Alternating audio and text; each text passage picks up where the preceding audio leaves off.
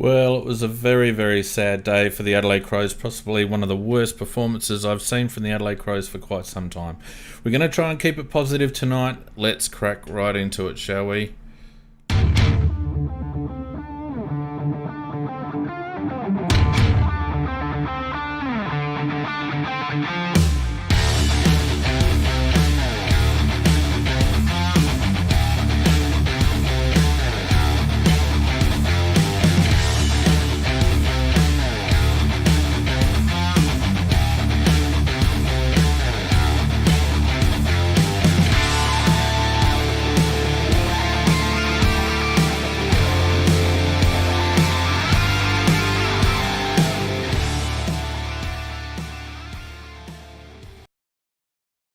Good evening, everyone, and welcome to another edition of the Weekend Wrap, brought to you by CrowCast, of course. A very, very, very sad game to watch on the weekend. But look, we're going to try and keep it positive, and we're going to try and break it down for everybody here. And a big welcome to my cohorts, Macca and Nikki. How you going, guys? Well, I'm probably about the same boat as you, Fee. Oh, God. You can't say anything about that game. It was horrible. Why are we here again? Oh, look, it was pretty bad. Pretty bad. But, look,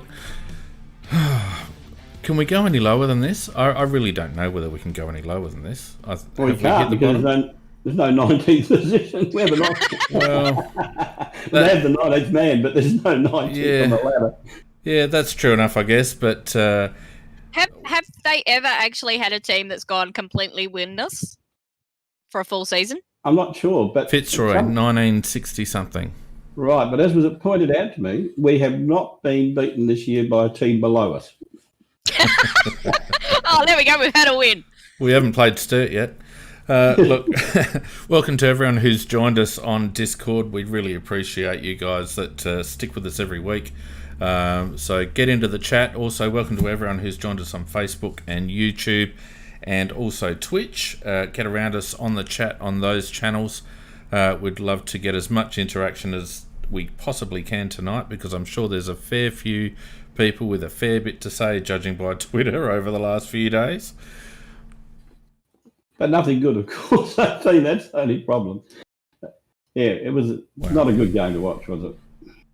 No, look, and look, if you want to join us on Discord, you don't have to actually be a user of Discord or have Discord on your phone or anything. You can listen to us live on the AFL CrowCast website, and you can chat to us via Discord right from that website. If people are watching on the screen at the moment, I've got a little demo, but basically all you need to do is go to the CrowCast website, aflcrowcast.com, go to the live chat page, click on the Discord box down there, and chuck in any name you like, and chat away. And as I said, the audio is live streamed on that page as well, so it's all there for you. But otherwise, as I said, if you're watching on Facebook or YouTube or even Twitch, get around the chat, get amongst it. Good to see Kempy and J-Mac and Vardy and Death and a few others, Kempy, in there already. So, look, get around it, and we'll... Look, I really want to try and make this as positive as we possibly can, guys. I know. That could be a very short podcast. Laird kicked a nice goal. The end. Yeah, that was an awesome goal from Laddie. Pretty right, much. Now we've done all the good points of the game.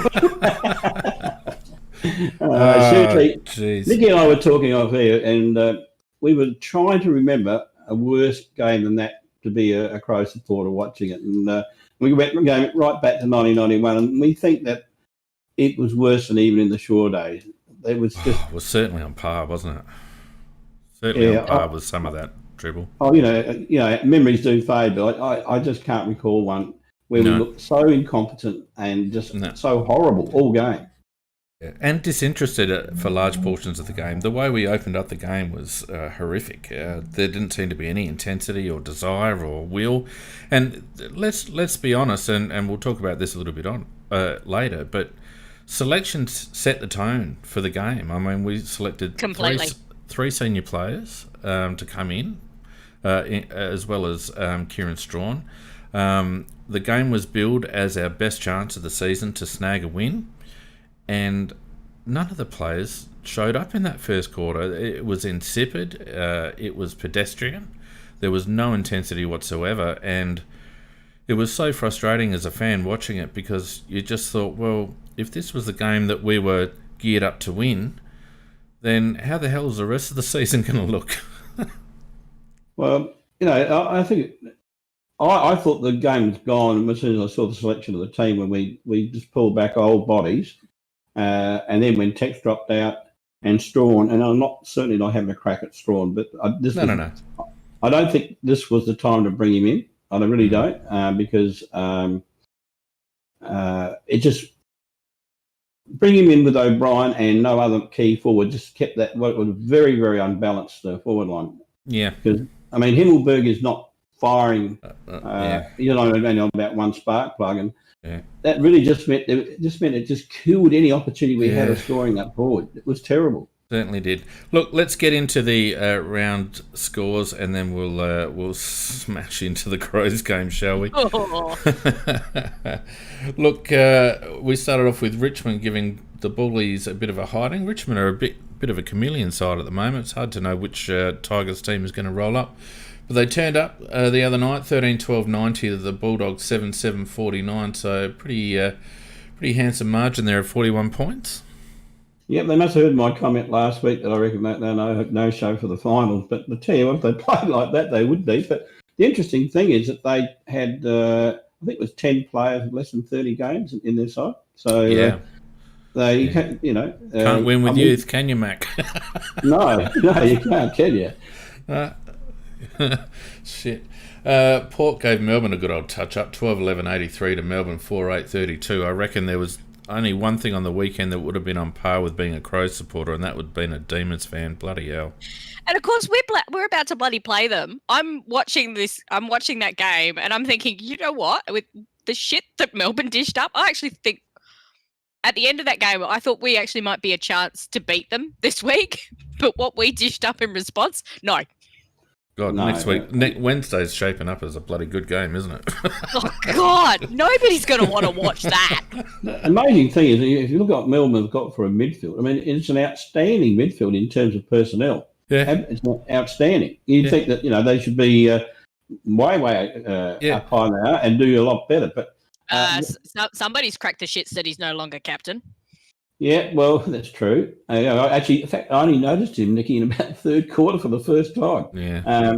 But having said that, much as it hurts me to say this, Port Adelaide look like they are definitely going to be high up in the finals and maybe even good enough to get into a grand final. The only thing that will save us is Ken, and they'll say their records in finals. But, gee, they look good.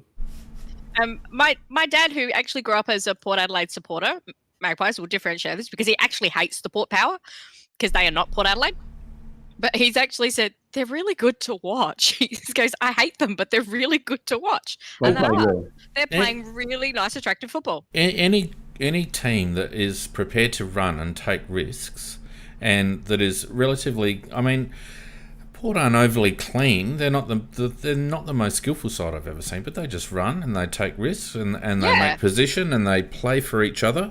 And any team that plays like that is enjoyable to watch, not only for supporters but for the average fan. It's not rocket science. I think it also comes back to the way the game is being umpired at the moment, because I've currently got the Freo Collingwood game on, and I hate the fact that just players can hold on to the ball, and they will not call for a ball up. They're allowing that ball to drop and the massive play on to happen. So there's been a massive change in the way the umpires are being told to umpire, which goes against every single freaking rule, but it's playing into the hands of just play on. Yeah. Don't try and bottle it up. Don't try and do contested ball. Just play. Yeah, but I agree with Fiend, though. The Port success is basically that they do run and they take risks. Yep, I agree. Hey, Hawthorn bounced back to a bit of form, 14-5-89 to Carlton 9-4-58 there, a margin of So at 31 points, Carlton would have been disappointed with that result, I reckon, given Hawthorn's form of late. Absolutely. I mean, when they kicked the first 5 goals of the game, and then after that they got absolutely trounced. And really, I mean, Carlton looked like witches' hats after that first 5 goals. Yeah, they did. So, they're still Carlton. Yeah, still Carlton, and that'll be a worry with all the hype around Teague and a couple of ins and all that. Levi Casbolt finding some form and all that sort of stuff. So they'll be licking their wounds. Brisbane on their merry way, 14-7-91, absolutely destroyed Essendon, 3-10-28. Really highlighted the form line of Essendon there, a margin of 63 points. Watched it, wasn't a contest. Essendon, they were very poor, and they've probably been playing a little bit above themselves, or the results have been a little bit flattering to them, I think. Yeah. And because they really are a little bit threadbare, they only revolve around a few players. Yeah. And if you can beat those few players on the day, then you're going to beat Essendon, and that's what happened. Yep, agree with that. They just don't have the cattle. They really just don't have the cattle. It's as simple as that. The Saints, on the other hand, seem to have the cattle and seem to have a very organised coach. 15-11-101 to Sydney 6-12-48. They're a margin of, 53 points. Sorry, Nick. I was just going to say, I was praying that we would go after Ratton when we were looking for a coach, because really, I mean, the guy can coach. He really can coach. And he's a second-time coach. He was actually lost his job with Clarkson, I think, in a year they actually got them into the finals and lost the first final, if I can remember correctly, before Mick Malthouse was appointed and destroyed the club. But, look, they've got a very good coach. They've recruited very well, and the mix of things is working very well for them at the moment, and they're a pretty good side. Sorry, Nick. Yeah, I was just going to say that I do remember Fiend and I going very hard for a certain Brett Ratton should be chased. Oh, yeah, and I don't think we're orphans either, Nick. I think a lot of people thought that we should have thrown a lot of money at Ratton. In terms of a senior coach with experience, used to getting something out of a young group. It's exactly what we needed, and we've ended up with a first-year coach without any help whatsoever. And I'm not prepared to call it yet on Nixie, but it's a perfect storm for him with COVID-19, meaning that he's got a very bare assistance panel, and I don't think that's helped. And I think Brett Ratton, on the other hand, could have coped with that situation a lot better. West Coast, in an entertaining game, coming back to beat Geelong, 11-7-73 to 10-4-64. Margin there of 9 points. West Coast muscling up at the end there. Josh Kennedy just really showing the worth of a competitive tall forward at the death. Well, interesting, isn't it? Because our game was the 17th versus 18th, and look, every little bit of that. Yeah. This was between two top sides who are both contenders for the flag, and it looked every bit of that too. Yeah. It was an excellent game to watch, really excellent game to watch, and and I think, I mean, Geelong really took it to West Coast all night, and at one stage I thought West Coast can't do it, but gee, they're a good side. They did fight back, and they also had the local crowd to carry them and give them a little bit of momentum right when it really counted. That helps. Absolutely, that helps. But Geelong continue to surprise me. You know, I continue not to rate them, and they continue to come up with results, and you've got to hand it to them. Without Gary Ablett and a couple of others, they're doing all right. Agree. Doing all right. And then the Giants getting up over the Suns. The Suns hitting a bit of a wall at the moment in terms of results, at least. Giants 9-7-61 to Gold Coast 4-11-35, a margin there of 26 points. Watched it. It wasn't a great game really to watch. A couple of things that come out of it. It just showed what a star Whitfield is. I mean, I'd love to have that guy. He is a terrific footballer. And the coaches, I think, is becoming of age as a footballer in the back lines for the Gold Coast. I always wondered if he was just going to be another Jack Watts, but he is improving very rapidly and looking like a good footballer. GW is not totally firing yet, but certainly firing enough to beat the Gold Coast. And Gold Coast are probably just that level below. Getting there. And of course, the game that's currently in progress. Let me just have a look, see what's going on there. I can tell you right now, it's 9-1 to 6-6. Freo's just kicked a goal from a free kick out in front. They're 13 points up with 7 minutes to go. Yeah, looking all right too, Freo, and that'd be a handy win. Collingwood don't travel too badly, but I think Collingwood are just struggling at the moment. They miss De Goey a lot. He is such a spark for them up forward, and I think they miss him a lot.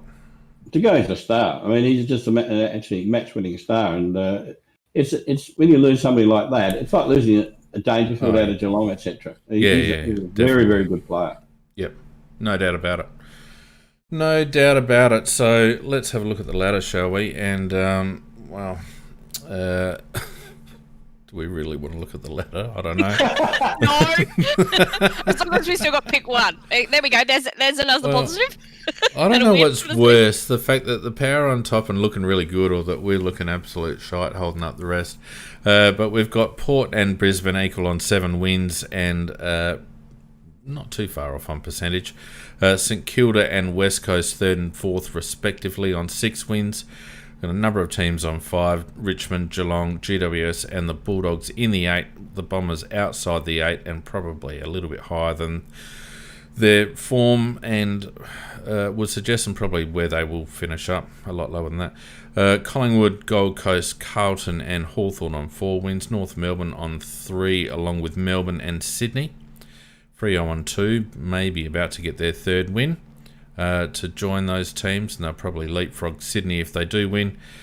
And then the mighty Adelaide Crows, winless and friendless. And almost percentageless. Yes. Oh, God. Can we go into negative percentage? The only other thing I kind of hope that comes out of this is that we actually see some real bloody change happening. At what level, Nikki? From the top. Nick, it's not going to happen. It's not going to happen. The simple fact is that we are a club that's run under a constitution that makes it a closed shop at board level, and until that changes, which is not going to be until about 2028, we are not going to see changes at the top. It's not going to happen. And what that shows to me, though, is that those board members have absolutely no pride in the club.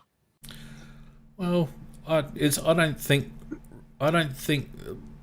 I've said this to Fagan once when we went there. Remember, premiership's the number one priority, and I don't think they are at Adelaide. I think revenue is the number one priority, and I think in terms of the board participation, I think being on the Crows board is a nice little seat to have. It's their little kudos and gets them a nice seat at the Adelaide Club. And look, that's been borne out by some of the scuttlebutt about the potential replacements for Chapman and the politics and manipulation that's going on behind the scenes with regards to that whole mess. And there's some candidates that you would want to step up that don't want a bar of it, and Chappie continues to spruik continuity and succession plan and all that sort of stuff. So it's not a clean process in my view. Well, I have this horrible feeling that Chappie won't go as promised on the basis that they're having trouble getting the right guy. Possible. I mean, October's not very far away. It's not very far away. No. That's it. That's the end of the season. So, August, 3 months. 3 months, and there's nothing at the moment. You got there was a likely candidate, and Jim Hazel, who's the deputy, and is absolutely worthless and never contributed anything in that club, in my opinion, because I know how he operates. He is leading a campaign to the board not to have this particular person, and so that's somebody with a profile. But we really do. Macca, any more hints on that? No. Not even a little one? No, I've said enough. Probably too much. Well, how do people feel about Greg Griffin? He'd be all right. He's actually been around in sport for a while, and he does actually know how elite sport should be run. Well, he's part owner of the Adelaide United soccer team in international sport, dealing with international trades and all that sort of stuff. I know he's a bit polarising, Greg, but I wouldn't be surprised, Macca, if that's the person that you're referring to. No name brand. No, I can't say any more than that. I shouldn't have really said what I've said so far. Doesn't matter. But the simple fact that there is a campaign not to have someone on the board is enough for me. There shouldn't be any. There shouldn't be any campaign. There shouldn't be any campaign, and the fact that there are obviously factions, and cliques within that at that level of the club, it just shouldn't be the case. Just shouldn't, and it illustrates what we were saying earlier, that it's a boys' club and it's a cliquey environment and it's a sweet deal, a nice seat to have, gets you into a lot of functions, and they're protective of it. And I think that they care a lot more about that than actually dragging the Adelaide Football Club up by its bootstraps. Well, I agree with that, and there are a few intelligent people on the board, but they're not football people in the true sense of the word. No. They're corporation people, and or either that, or we were one who we just left. He was a government man, but they're sort of chappy style of man or woman. They're not very necessarily white-collar corporate. No, I mean, for example, just forgetting the actual board for a moment, some people have suggested, in fact, I think Malcolm Blight was one that suggested, why aren't we going after Neil Barm to be our, in charge of our footy program? Yeah, but I mean, Barmy won't leave Richmond. Well, no, Barmy's been pushed to the side at Richmond. He's no longer holding that particular title. Well, if that's the case, because I wasn't aware of that, I thought Barmy had a sweet deal at Richmond. No, he's been put into a more minor role now, and as Blighty said, he said, you offer him the job, he reckons he's sure he'd come if we give him the top footy job. And this guy has been successful with Collingwood, he's been successful with Richmond, he's a football man all the way through, he understands what goes on, and that would be real genuine leadership. I've heard Adam Kelly, and I like Adam Kelly, but I don't get any oomph about the guy at all. No. And he might be a lot better behind the scenes, but he's not coming across with any oomph about our predicament at the moment and a solution for where we're going to. And it's going to need, at the moment, it's going to need a bloody genius. No, because I think he's probably hamstrung by higher up saying, well, you can't spend money, you can't spend money, you can't spend money. Yeah. And somebody of Barm's caliber would they dare to say that to him? Well, I mean, and that's what I don't mind the idea of Adam Kelly, and they'll probably use that as the excuse of not spending the money, and going over the cap or whatever, because they go, oh, but we appointed Adam Kelly. I actually think Adam Kelly could probably step into somebody else's higher shoes and might do a better job. Well, that's possible, Nick, but bring Barm in. I'd like to see Adam just stay in the GM footy ops for a moment. I really like the idea of Barm. I'm not sure how gettable he is, Mac, but on top of the credentials that you put across there, he also knows the South Australian football landscape very, very well. He knows the football public. Really? He was very successful at Norwood. If Roo's going to throw his weight around at board level, I can guarantee you Barmy won't stand for it. He never did on the field. Yep. To me, he'd be the one I'd be really trying to chase at the moment, because this club at football level, and we're not talking about corporation. We look at what we see on the playing field. It really needs a massive shake-up. Now, I know money's a problem because of the fact of the commitments to pay players out and coaches out and all these type of things. But at the end of the season, hopefully, at least some of those commitments are gone, and we can afford to give next some decent assistant coaches, and associated an expert like Barmy came in and was our head of football. I feel a lot more hopeful about the long-term future of the club. Well, Mac, that's a good segue into the results of this week, because the club, in my view, has written off 2020, and they did it at the beginning of the season. I think so much happened at the end of 2019 with a review. They lacked organisation. New GM Footy Ops comes in. A couple of other changes in terms of coaching personnel. Clearly, they lacked any sort of preparedness whatsoever. The list profile was shot because not. I don't think so much because a few people have been chirping about Hamish, and I won't disagree that I think Hamish has made a couple of misses as well as a couple of good hits as well. But I think our squad as it stands is a victim of selection policy over the last couple of years and just overrating the list and hanging on to senior players for far too long at the expense of juniors. And so we're seeing lads like Chase Jones struggle simply because he hasn't had enough games under the belt. And on top of that, probably not the support in terms of development and coaching that he needs at this stage of his career, simply because we're running on the smell of an oily rag this year. So, and I think the players are looking like they're playing like that. The way they're playing reflects the attitude of the club, in my opinion, that we're just going through the motions in 2020. We just want to get through it financially. And we'll, at the end of that, we'll just see what happens in 2021. That's the way the Adelaide Football Club seem to be playing predominantly at the moment. We've seen good efforts over the previous couple of weeks, but certainly on the weekend and a couple of the previous performances, it just looks like the players are going through the motions. Yeah, look, one thing I've got to defend Ogilvy about is the fact is that we go right back to when Ayres was coach and Lawrence Angwin. The guy at Fantasia did not want to take Angwin. And Ayres, as the coach, was allowed to override him, and we did take Lawrence Angwin and Blue getting Burgoyne, etc. Pardon me. A couple or 2 or 3 years after that, they made a ruling that in future that the coach could not interfere with the selection of players that the drafting team got. Well, we talk about Ogilvy and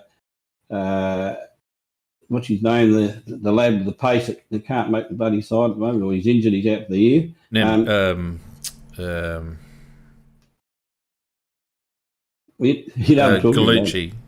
Gallucci. Well, in that particular year, Ogilvy was really red hot and mad to get English. He wanted English at all costs, and he was overridden by Pike.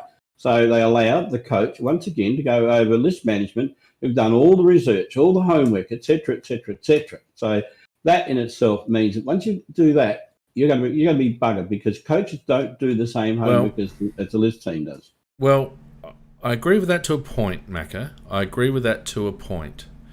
But I have a massive problem with recruiting teams and recruiting people who blindly go, we need to select the best possible talent, the best talent available.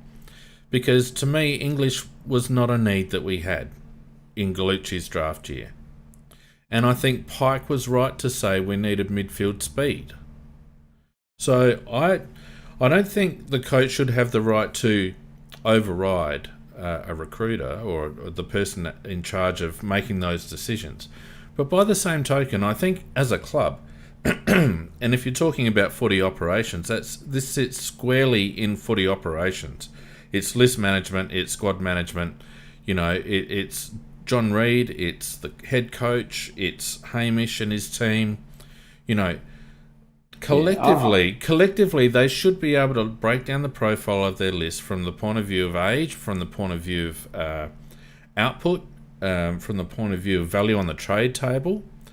And they should be able to say, okay, well, instead of just, the best available talent, why not the best available midfielder or the best available key position player or the best available small forward? Because I think drafting English would have been a mistake. Well, in this particular case, you might well be right, but the point I'm making is that you can't put everything on top of Ogilvy. That's the funny point I was just going to make. Oh, no. I 100% agree with that.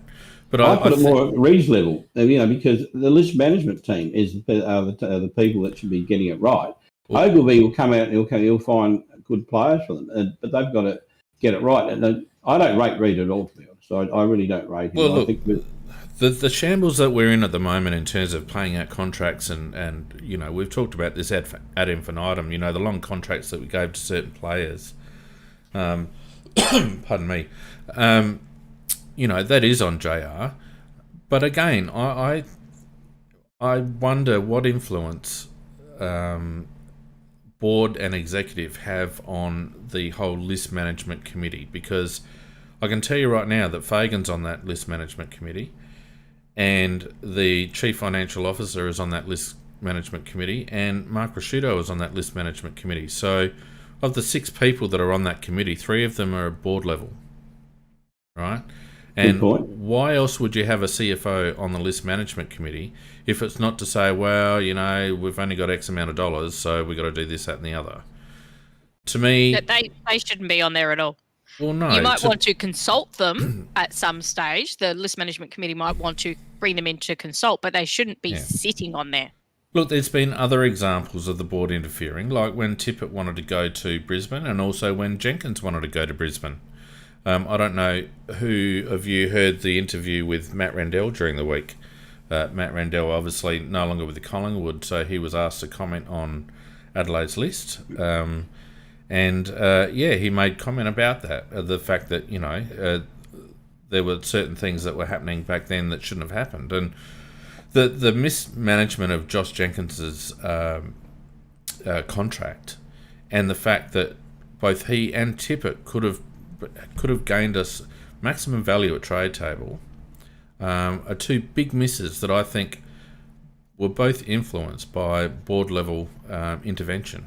Certainly Stephen Trigg is I think he's actually on record as saying that he vetoed the Tippett to Brisbane move.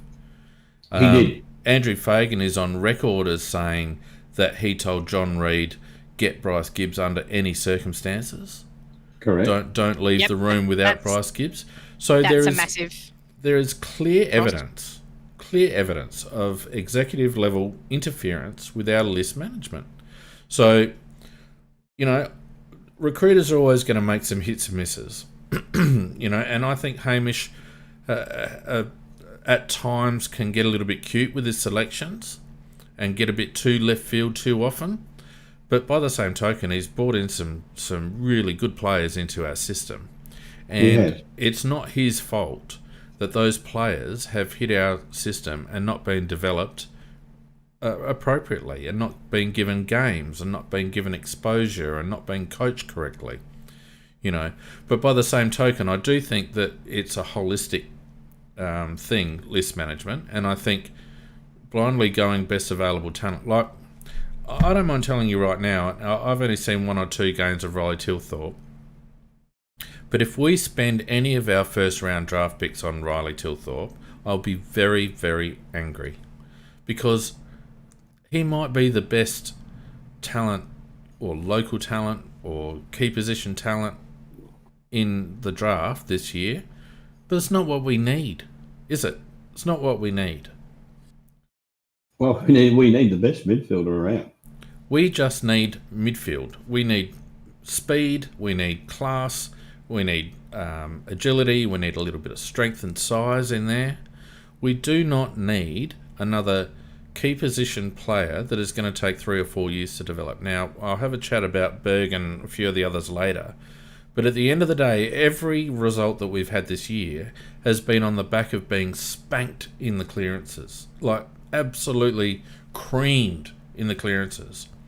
And I would love to see blokes like Berg and Frampton and Fogarty and those lads and McCannum get an opportunity to actually play with a well-functioned midfield. And I think, first and foremost, we need to get that midfield right. And if we spend high draft picks on Tilthorpe, I'll be pissed off, because it's not what we need right now. And that's no disrespect to Riley, because he's a good player and a very good prospect. But I still have my doubts whether he'll even go first round. I reckon we might be able to pick him up with one of our second rounders. But I'm fearful that he's going to be a good news story for the board, and we're going to spend too big on him, just the same as probably arguably we spent on Chase Jones and Nebik Henry. Well, I can't argue with you. You said that the midfield is our Achilles heel, and because the Achilles heel destroys both the back line and the forward line. So, that's right. It makes everybody look bad. Our defence has been made to look ordinary this year at times, and they've been trying their guts out. We've got a couple of players down on form. Laird's been down on form. Luke Brown's been down on form. Hardigan's been up and down. Probably shouldn't be in there. Will Hamill has struggled in his first year after some promising signs early. It's just through weight of entries, and it's not just the number of entries into our D50. It's the way the ball's coming in, uncontested. Yep, with no pressure, and they're not getting assistance, and they're not getting assistance from the midfield. And right. You're spot on. The problem with our forwards, and the problem with our backs is, and often that's what I've been looking at these games and go, you know what? I'm not going to worry too much or slag too much about the forwards and the backs. It all comes down to our issues in the midfield. Now, Riley O'Brien is not one of the problems. No, he's everything else around not. Him is. Anyway, look, let's get back on format, shall we? That was my fault. North 195119, that favourite number of ours. Adelaide 7850, a margin there of 69 points. We were never in it, really, although, we rallied for a few minutes in the third, but we were never really in it. And in the last quarter, when the game was still there to be won, we were, 26 points down or something or other? They just killed us in that last quarter. They absolutely slaughtered us in that last quarter when the game was there to be won. And, the two times of the game we expect the most intensity is at the beginning of the game when you want to set up a win, and at the end of the game where the game's there to be won. And both those quarters were insipid. Well, what can one say other than the fact you're right? Can't say much else if you watch the game, can you, Mac? Really? No. Nah. We did wave the flag in the last quarter, the white flag in the last quarter. Oh, God, yeah.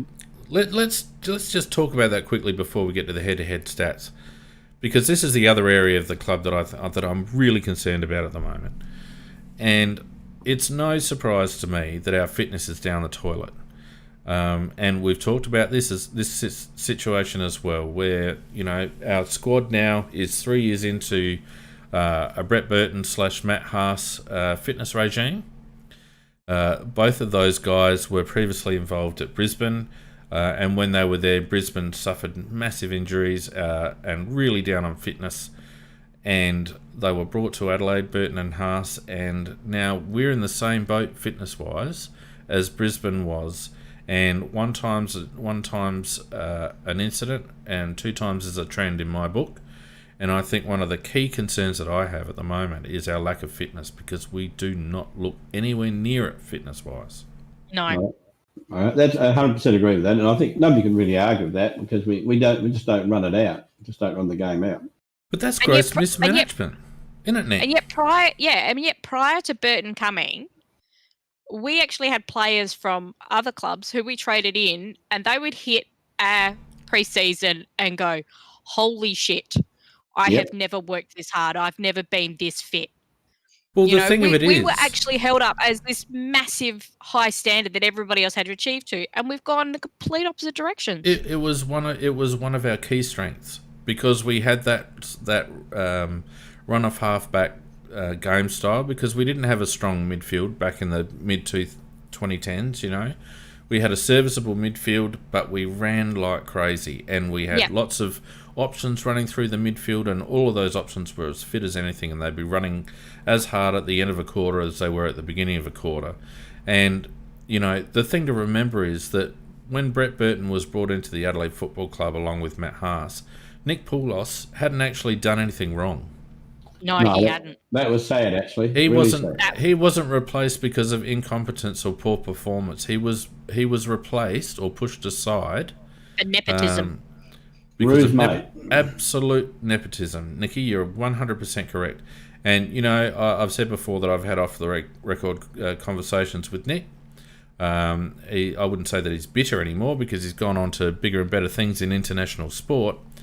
But I think it'd be fair to say that our perception of what happened down there isn't far off the mark. And the sad part about it is that it wasn't broken. And Burton and Haas have broken it. Yep. It's undeniable. We went through all that soft tissue stuff, and then we went through a period where we didn't even know how to use the technology that we'd bought in Kangatech. You actually had senior players telling the younger players to not do it. We have. You talk about footy department spend. We've had to buy Steve Saunders, the creator of Kangatech, to come into our club as a consultant to oversee that system. So effectively, we've got two heads of fitness because Haas still runs the fitness program and Saunders runs the medical, I believe, or something similar. Mm-hmm. So if you want to talk about overspending, that's where we've overspent big time, and we didn't have to. Nick Poulos was doing a perfectly good job, and as you mentioned, Nicky, our fitness was the envy of a lot of other teams in the AFL. So just another nail in the coffin, and we're seeing the results now. Our team just looks so unfit, not only in terms of endurance but also in terms of leg speed. Well, you can't argue with any of that. But it's as you say, we've been Burtonised and. Haas or whatever his name is, he's still there, and the coach himself has admitted that after about the first 4 games that the team is just totally unfit. He said they're not fit at AFL level. Now that is a shocking reflection upon the fitness coach. It is, and you can throw out COVID-19 and the disruption of the training program, and Nick's has sort of alluded to difficulties in training systems because of COVID-19 and the restrictions, all the rest of it. That's all well and good, but it's the same for every team. And aren't the players getting paid a lot of money to maintain their fitness levels? Can't they train in small groups? Can't they be given programs, and can't they be expected to adhere to those programs? I mean, the whole thing just smacks of unprofessionalism. And we're witnessing the result on the field. Anyway, let's look at some head-to-heads. Adelaide again, because we were under pressure, almost 1-1 kicks to handballs, 258 disposals to North Melbourne, 358 if you don't mind. 100 disposals different, mostly uncontested. Marks 153, so we doubled in disposal, doubled in marks. Tackles 73 to 66, so we won that stat. All right. Hit-outs, everyone was giving O'Brien a hard time, but hit-outs were actually 27 to 29 in North's favour, so pretty even. The clearances 35 to 20, so we got absolutely destroyed in clearances once again.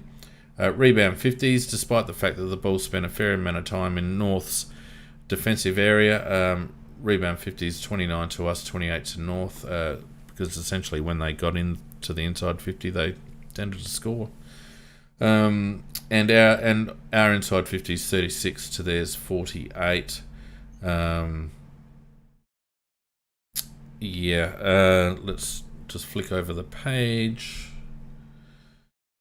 Yeah, contested possessions, 125 to 102. Uncontested possessions, 232 to 155. That's about 80. Effective disposals, 269 to 185. That's nearly 90. Contested marks, Kangaroos 15 to our 5. Marks inside 50, Kangaroos 10 to our 5. Name a key position forward, Macca, that took a inside 50 mark for us.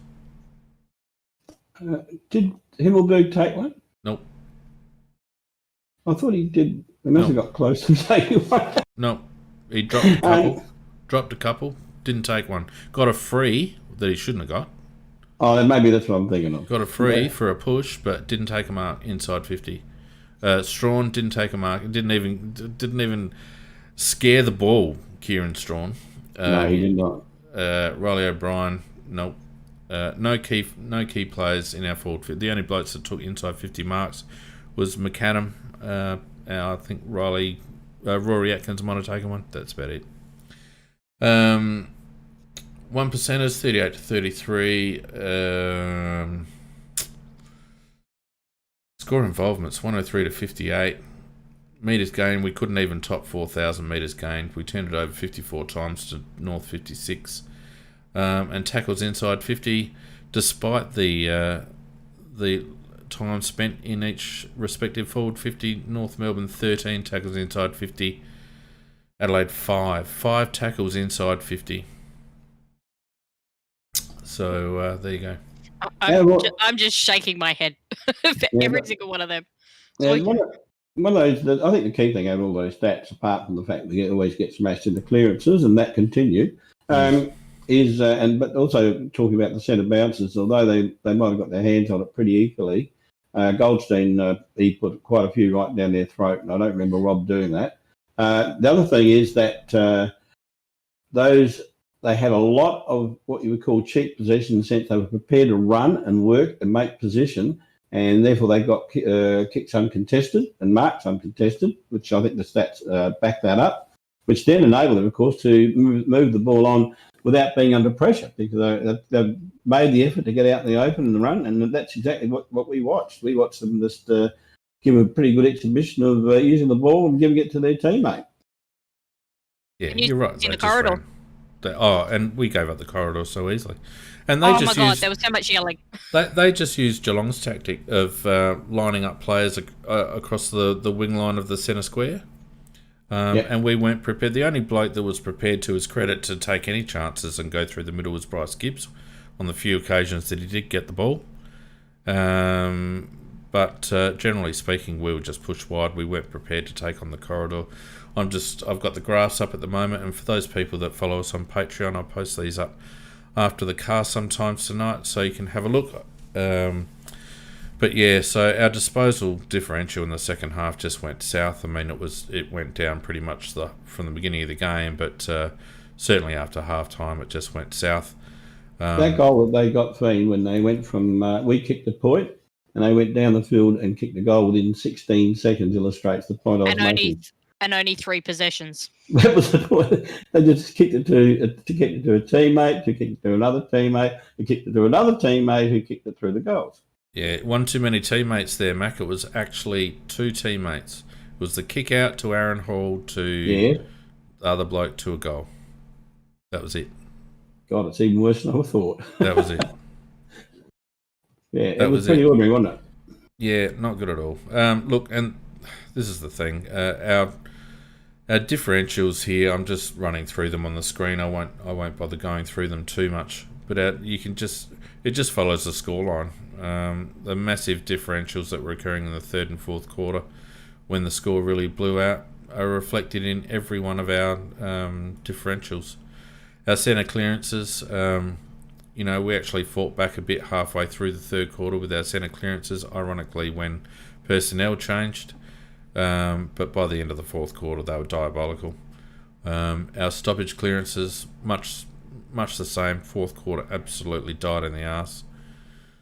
Our marks around the ground, just died. To have the differentials that we had so early on in the game, we were minus 10 or so halfway through the second quarter, and it just got worse and worse and worse.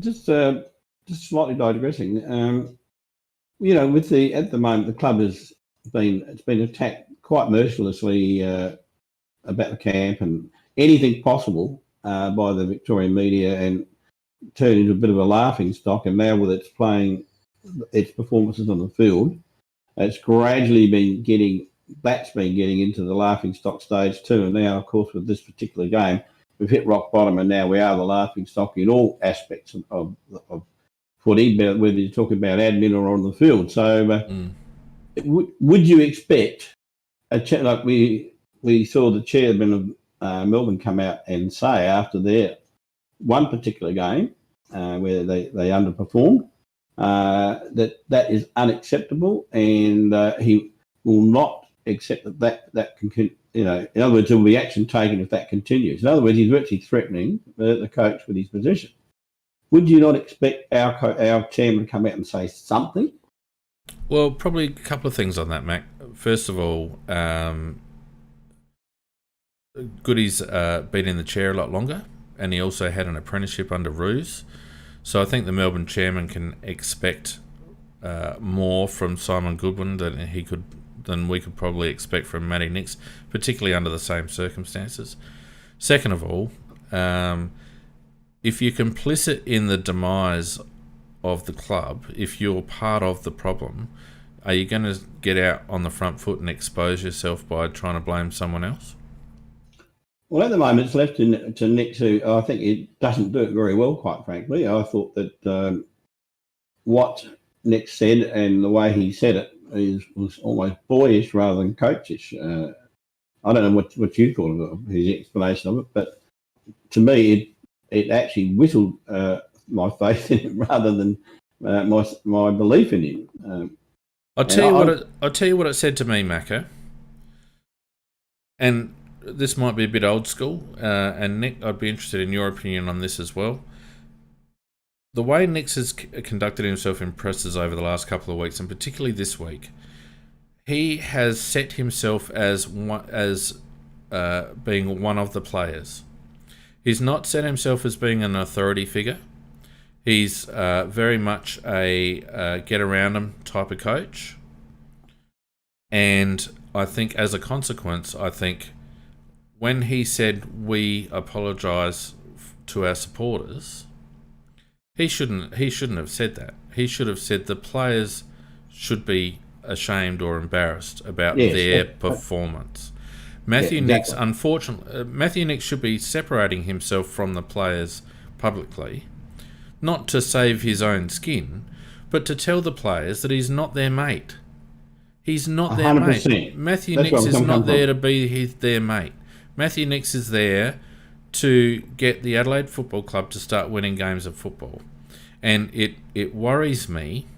It worries me that he's getting all matey, because that has an impact on selection. It has an impact on players' discipline. It permeates through the club. And, I know we're living in a different age and players don't react to ranting. I'm not asking Nicks to rant.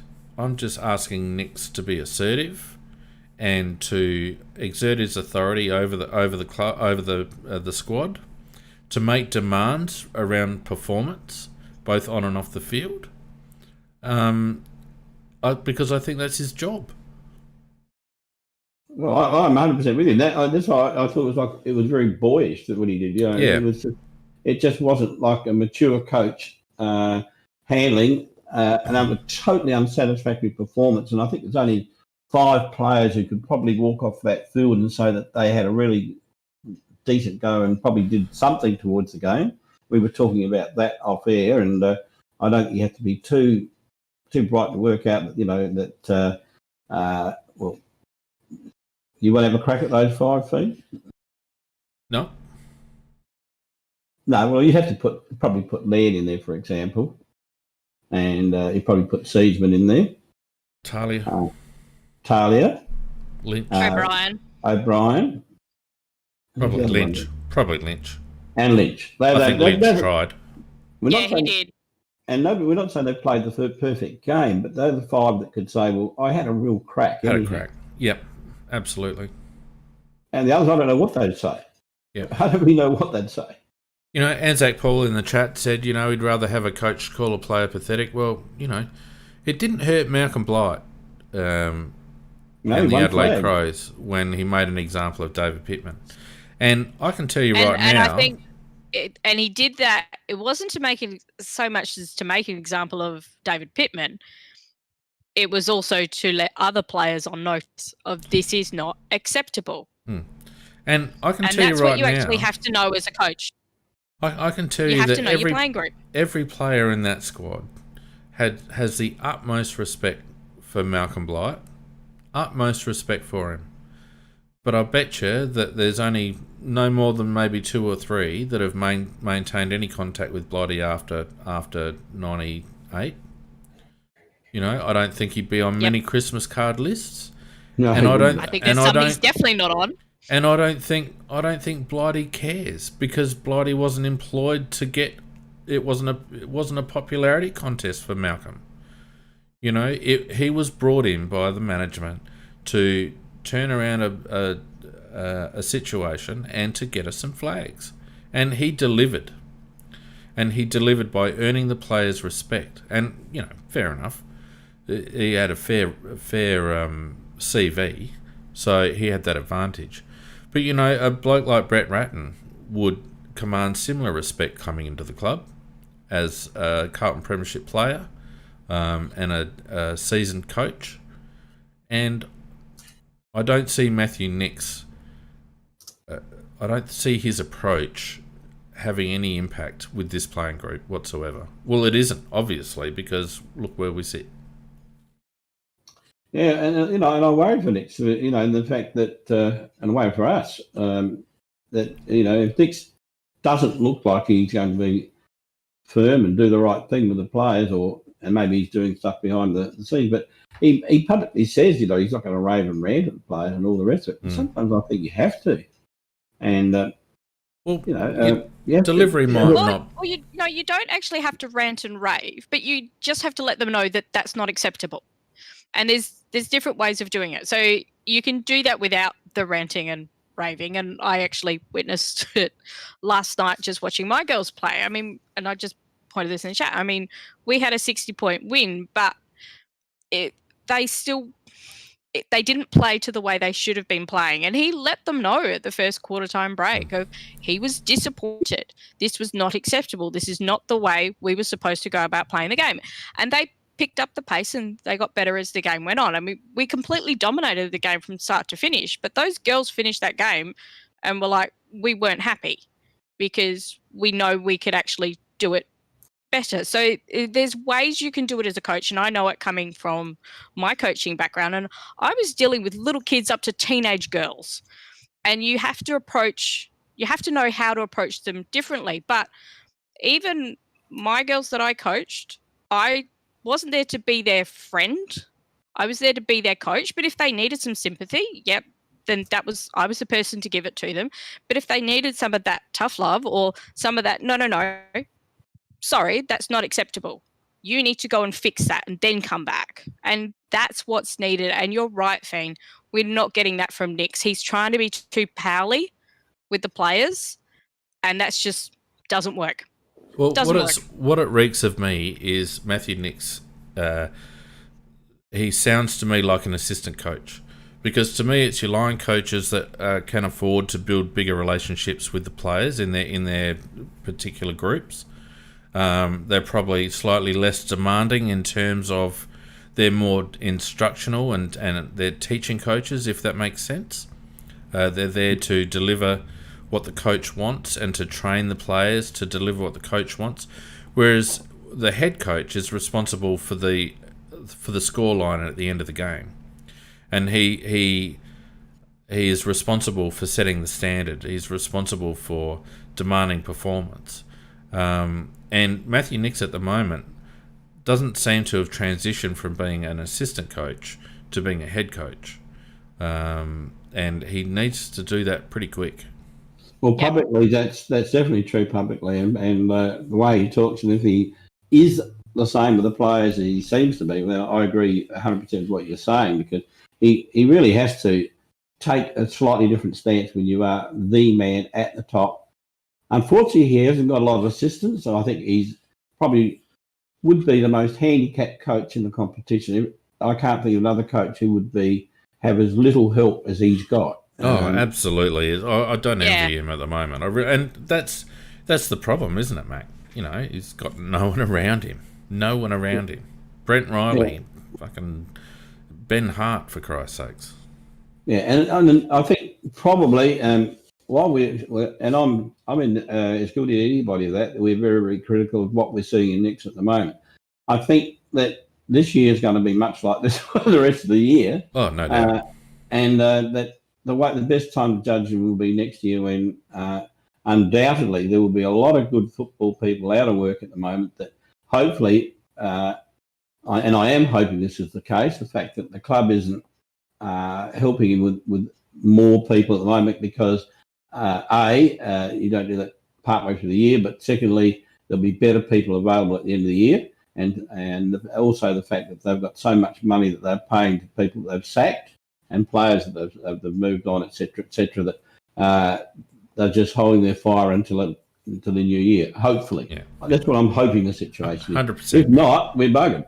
100%. Let's move on to some player stats, shall we? Not terribly happy reading, and I won't dwell on them too much because I want to actually spend some time doing some video analysis in a minute. But we'll just get through the player stats first of all. Lynchy was our main disposal winner with 15 and 9. Leddy had 22, and we'll break those down in a little minute. Led had 22. Crouch also 22. Paul Seedsman 20. McPherson 15, although 11 of those were handballs. Stengel had 13. I thought he showed patches of promise when he ran through the middle. You know, we might have a sneaky little midfielder there in Tyson Stengel, I reckon. Yeah, he was good. Someone to work through and burst anyway. Gibbs had 12. Smith had 12. Hardigan had 12. O'Brien had 12. Keys had 12. A little quiet. Keys played well, but he was a bit quiet, I thought. Does try, though. Really does stop to give the effort. Oh, never stops trying. Himmelberg 11. Atkins, the senior player, Rory Atkins 10. Shane McAdam 10. Jake Kelly 8. Murphy 8. Jones, very disappointing 8. Talia 7, although that's not his go. Luke Brown didn't give us anything out of defence 7. Hamill had a quiet game, only 1 kick, 6 disposals. Strawn was a waste of time, and Riley Knight was the worst selection I've ever seen. I think, no, quite seriously, this to me is selection for the next game is if Knight, Atkins and Gibbs are still in the team, Nix needs to go. Well, let's have a look. Let's have a look at the inclusions, shall we? That's what I want to have a focus on, and we'll look at the stats first, and then we might have a look at some video after that. Bryce Gibbs, first of all, his performance was less than overwhelming. I would have thought he had 3 touches in the first quarter when he should have been champing at the bit, and when he was actually representing in the midfield, because in the second half he went back to half back. 3 posies in the second, only 1 in the third, and 5 in the last, but 4 of those were handballs. He's had 2 kicks after half-time, Bryce Gibbs. Why did we bother with Bryce Gibbs? Yeah, I don't know why. Well, they keep talking about how I had good form in the SNFL, but I remember when they were talking about him having good form in the SNFL last year, and I was watching him and his supposed good form in the SNFL. He didn't really give a shit. He did not try at that level when he got sent back.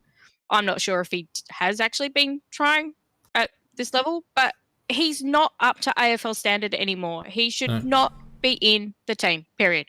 0 clearances for the game. 2 tackles for the game. 0 score involvements for the game. Played the second half in the back lines, got 2 rebound 50s. No inside 50s. 3 intercept possessions. Like, it's a woeful performance from a 30-year-old senior player who has supposedly, according to Nix, busted his ass to get back in the team. And to throw that up, honestly, was disgusting. Absolutely disgusting by Bryce Gibbs. It was useless. Let's have a look at Rory Atkins, shall we? Obviously his disposal stats are going to look better, But 3 kicks, 2 handballs in the first quarter. 2 kicks, 3 handballs in the first quarter. 2 kicks, 1 handball in the second quarter. In the second half, 1 kick, 1 handball for the half. When the game's there to be won, in a half of football, a bloke who supposedly deserves to be selected, 1 kick, 1 handball in the second half. And I've got to say, in the first half, I actually tweeted this about halfway through the second quarter. Some of the efforts that Rory Atkins put in, and I've highlighted a couple in the video, some of the efforts that Rory Atkins put in were insipid. They were pathetic, some of the efforts that Rory Atkins put in. Pathetic. It's the only word I can use to describe.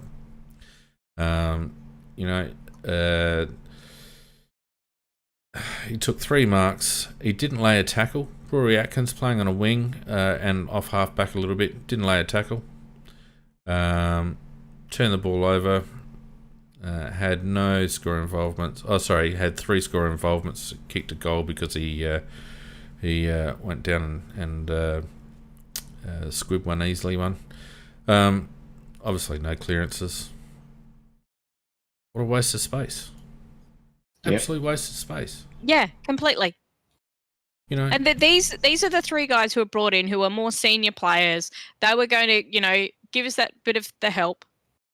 Nothing. This is a game that we wanted to win. Not a whimper. Riley Knight, the third inclusion. Riley Knight. In the first half, Riley Knight, when he wouldn't have been buggered, right, had 1 handball. In the first half, 1 handball, Riley Knight. In the second half, he had 2 kicks. 1 in the third, 1 in the fourth. I mean, that's just laughable. Yeah, it was definitely a non-event. I mean, seriously, if they're going to be serious and say you have to earn your spot in this side, they've probably got to make about 4 or 5 changes. Seriously, you can't just play people who give a performance like that and give them another chance. It's not on. But it's not only. I mean, we can criticise selection. I was critical of selection to a point because I thought I could understand Bryce Gibbs coming in for Brad Crouch if Bryce was, by all reports, he played very well in the last scratch match and has an attitude change and yada yada yada, right? So they told us, yeah. So I could live with Bryce coming in. I didn't really like Riley Knight coming in. I didn't understand the Strawn selection. That was odd. We've got Tex pulling out late, like very late. Yeah. Like half an hour before the plane's leaving late. And we've got Fogarty on the emergency who we're told was ready to play, and now we're being told he's still a week or so away.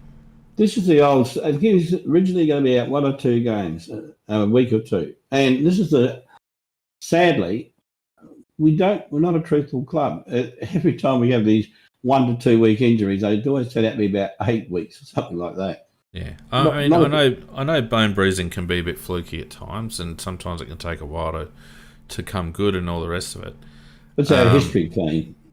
But what concerns me is that they according to reports, they put Fogarty in the 26 so that he could be included in competitive training, and yet he's not right to play. So why would he be in competitive training if he's not right to play? To me, yeah. Like, the whole thing just doesn't make any sense. And unfortunately, and I'm not going to bag this guy because he tries, but Kieran Strawn just isn't up to it. I'm sorry. That I've seen enough already. 1 game. He lacks speed. He lacks agility. Like, he's a lumberer. On reflection, I don't understand why we would have someone like Kieran Strawn on our list when there's probably 3 or 4 far more mobile ruckmen in the SANFL that we could have given a rookie contract to as insurance for Riley O'Brien. I don't know why we got Kieran Strawn on our list. Why? He's cheap. Yeah, but why have him? Rookie listed bloody SANFL ruckman would be just as cheap. Why have we had Kieran Strawn on our list for 3 years? That's because Hamish is actually based in Melbourne, and he saw him in Melbourne. Is he actually come and been watching those SNFL ruckmen? Oh, they watch tapes. They watch. Yeah, I know tapes, they should do. And he's got scouts in the SNFL, and JR and Mark Rasciuto knows football, and there's just no way that Kieran Strachan should. No disrespect to Kieran Strachan at all, but from a club point of view, I just can't understand why Kieran Strachan has been on our list for 3 years. I really don't. Is it 3 years though? Oh, 2 or 3. I think it's 2. It might be 2, but even 2 is long enough. But that will be his first and last game, surely to God. Is it right that he's actually been listed on two clubs list before? Well, for a while there, he couldn't even break a VFL team. They said that he was on. I think Essendon's list and Sydney's list. Yeah, how old is he? 24 or 25? Well, they're talking about it as his background on the telly, and I know they said he'd been on 2 senior lists before, and I thought, I've never heard that before, but I don't think he had. I thought he was a rookie on for Essendon, and then he went to Port Melbourne. Look, it doesn't matter. He's not up to it. I thought of the remaining senior players, I thought Seedsman was okay. I thought he tried hard. In the first quarter, he had 5 kicks, 2 handballs. Was quiet in the second with 1 and 1. Again in the third, when we were really under the pump, had 5 and 2 and 3 and 1 in the last. I thought Seed did all right. He had 1, 2, 3. He gave a whimper. 5 score involvements. He gave us some inside 50s, 5 inside 50s. Did he give a tackle? Yeah, he even laid some tackles, which is better than most. Got a bit of the ball outside too, Seeds. So certainly wasn't our worst. Riley O'Brien. Now I watched the game again this afternoon to put together our little video highlights package tonight, and I thought he had a decent game the first time I watched the game. The second time I watched the game, I would say he was our best player by the length of the Flemington Straight, because he's not the best tap ruckman you'll ever see in your life, but he's always second. His secondary efforts at clearances and at stoppage are better than every midfielder we've got on our team, bar maybe Keys. The amount of times I saw Riley O'Brien try and clean up the mess from a missed stoppage, from missed clearance from one of our players. He took marks. He made ground. His disposal was improved 1,000%. His field kicking. I thought he was our best player, and as far as I'm concerned, and you guys might have a different opinion, and our people who listen and watch might have a different opinion, but as far as I'm concerned, the conversation is over. Riley O'Brien is well and truly capable of being our first ruck at AFL level. Oh, no, totally. Yep.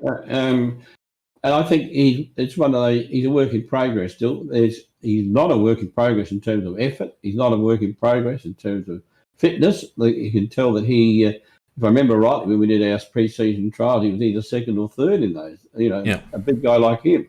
Yeah. And it shows that the amount of work that he'd put into it. So, and I think his performances reflect that. The one thing he has to do now is we've got a raw ruckman who is, as I think you're right, he's our permanent ruckman, and he's good enough to be our permanent ruckman. Now he just have to refine himself in terms of little things like tapping the ball and the ability to kick a little bit better.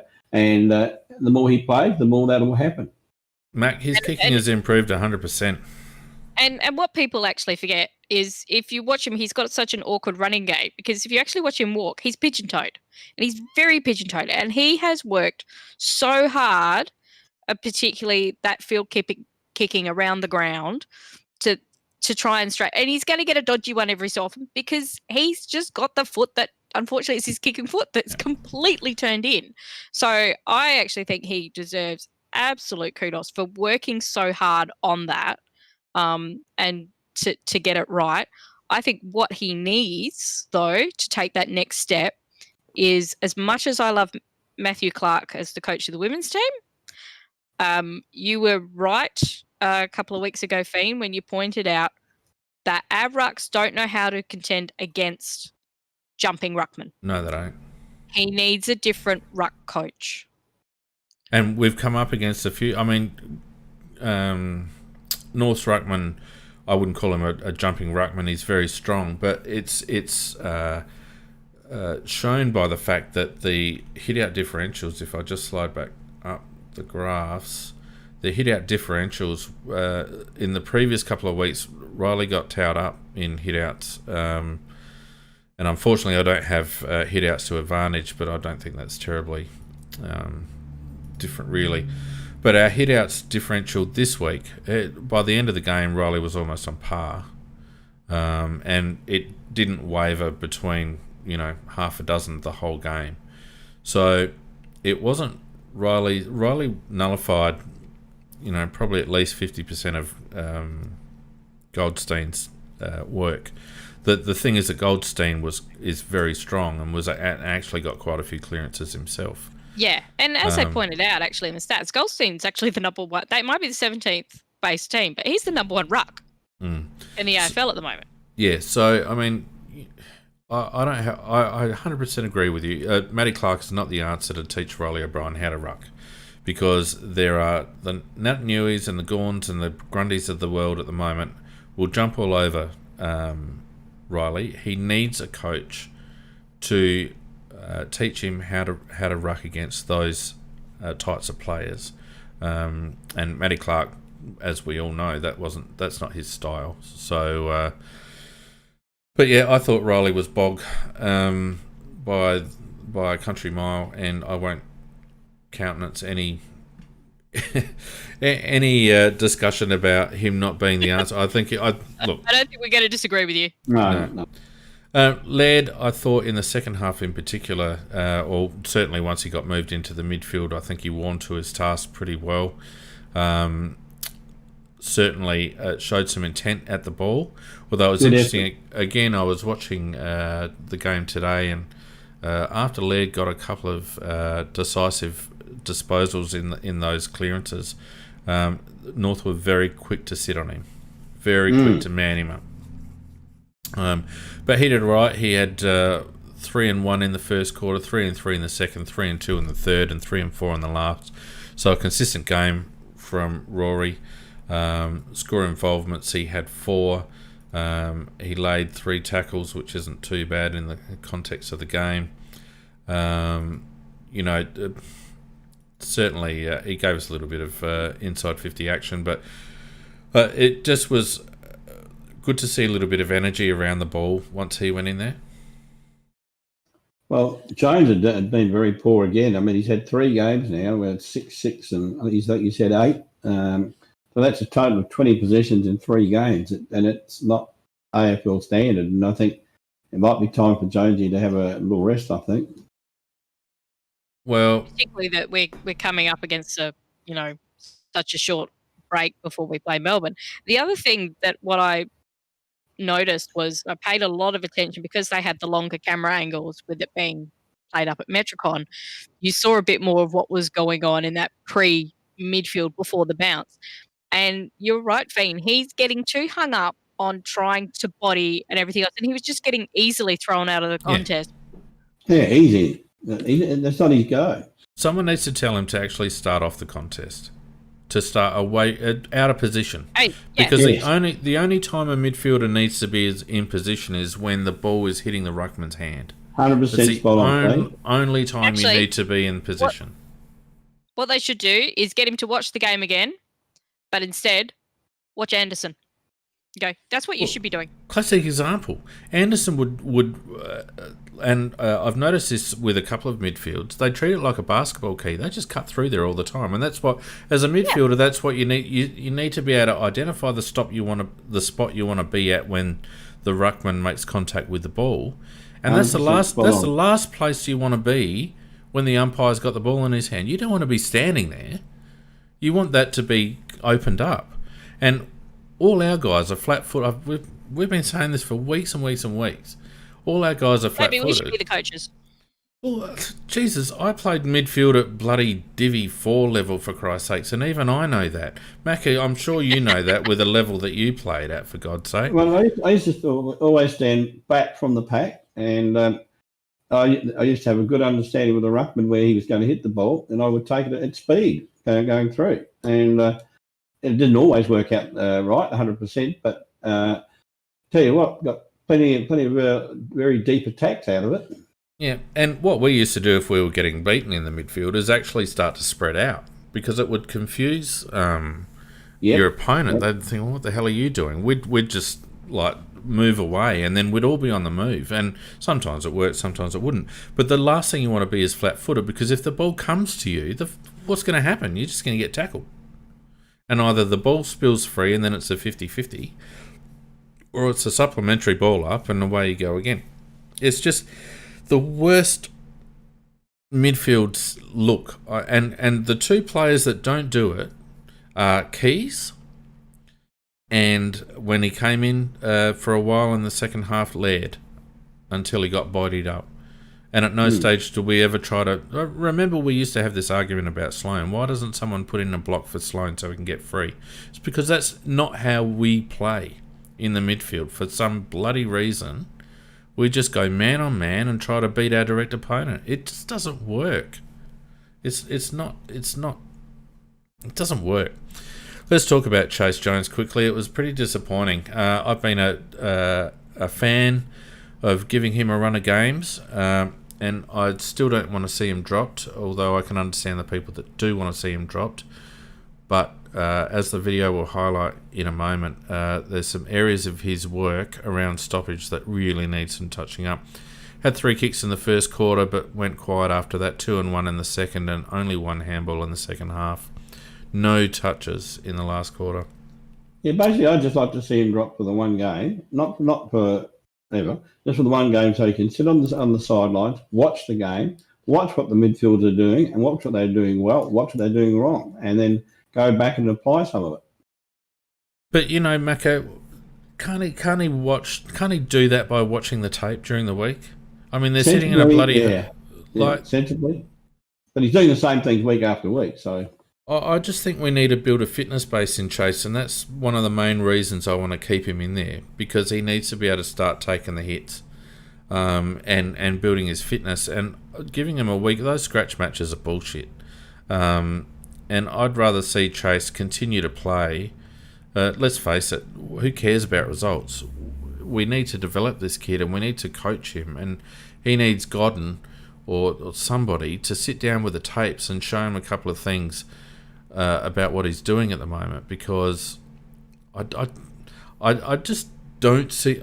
I get dropping on form, and I don't like gifting players games under normal circumstances, but this lad has got some talent, he's got some speed, he's a good leg, and he's pretty tenacious. And I just feel like we just need to give him game time to develop physically and to understand the game better. Yeah, he needs to. You're right, because as we talked about, our fitness, whoever has, they're not going to get it on the sidelines. He's actually going to get it running it actually during the game, and he does need to, develop that hardness. But he just needs to be played in that right position in the midfield, not that defensive one. We've been banging on this for weeks. Can they stop fucking putting him there, please? Yeah. Actually put him, as said, put him on Jed Anderson, or get him to play like that, or those other ones, those running through. He's our fastest footballer. Why aren't we using that? Why are we making him stand flat-footed and try to have a push and shove contest with players who've been in the systems 5 years more than him? Yeah. Ben Keys had a good game, 3 and 2 in the first, 1 and 2 in the second, a bit quiet in the third, only 1 kick and 3 kicks in the last, but I felt like he tried. I felt like he gave us an option around the contest, and certainly not our worst midfielder. Matt Crouch, got his possessions, but score involvements for Matt, for all his possessions, he only had 2 score involvements. He laid 4 tackles. Didn't give us any rebound at all. So it was a bit of a nothing game from Matt. I don't really we can knock him too much, because most of the time he was massively under pressure. So, and because of the lack of support from the rest of the team. And I'm not trying to stick up for him. I'm just saying that I just thought that the majority of his positions were obtained under pressure, and that's why there was not much resulting from them. He did seem to be still, like from last week, he did seem to be looking forward a bit more. He did. Which is a slight positive, but you're right, Fane.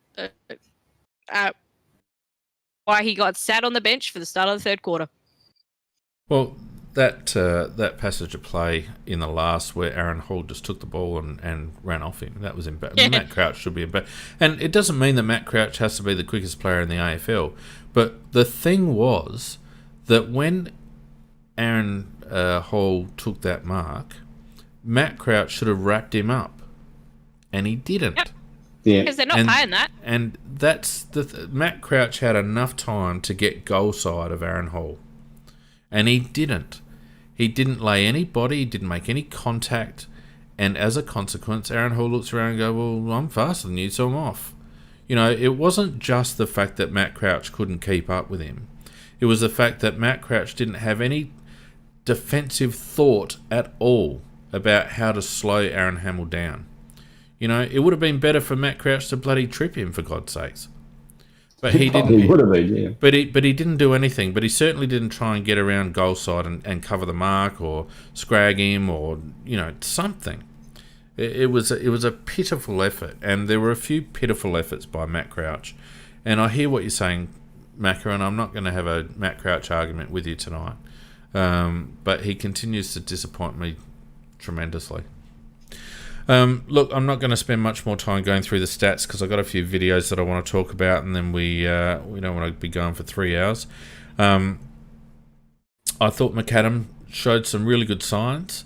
Almost a lone hand up forward, which is disappointing, really, because we played tall up forward.